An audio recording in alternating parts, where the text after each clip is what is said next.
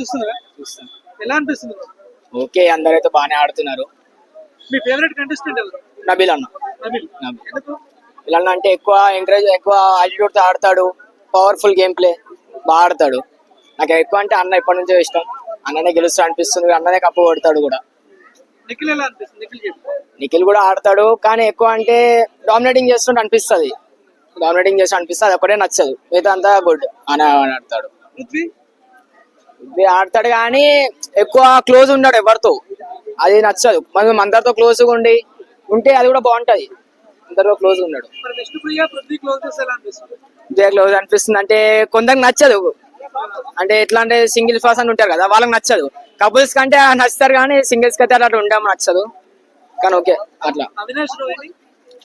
అవినాష్ రోహిణి అంటే ఆయన ఎక్కువ అబ్జర్వ్ చేయను, అబ్జర్వ్ చేస్తే చెప్తా. ప్రేరణ ఎలా అనిపిస్తుంది? ప్రేరణ అంటే నవీలన్నతో ఎక్కువ అయితే ఉంటది, ఎక్కువ గొడవ పడి ట్రై చేస్తున్నారు నవీలన్నతో.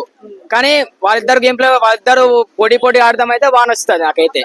అట్లా ఆడుతుంటే వాళ్ళిద్దరు ఫస్ట్ అండ్ సెకండ్ రావడం ఓకే అట్లా అనిపిస్తుంది. తేజ అంట అన్న అయితే 7 లో కూడా వచ్చాడు, ఇప్పుడు వచ్చాడు. అది మస్తు ఆడతాడు, ఇష్టం ఇంకా ఎక్కువ. మన అందరం ఇంట్లో అందరం అవుతాం, బాగా నవ్వుకుంటాం, మంచిగా కామెడీ ఉంటది. నచ్చిన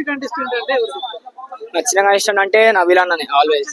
నచ్చనిది అంటే విష్ణుప్రియ అని అనిపిస్తుంది నాకైతే ఎక్కువ. నాకు నచ్చదు ఎక్కువ. బిగ్ బాస్ ఇంకో 3 వీక్స్ 4 వీక్స్ ఉన్నట్టుంది. విన్నర్ ఎవరంటే ఏం చెప్తారు? విన్నర్ అంటే నవీల్ అన్న అంట. సో నిఖిల్ కి బస్ బాగుంది కదా బయట, నిఖిల్ కి అంత వినే ఛాన్స్ లేదంట. లేదు.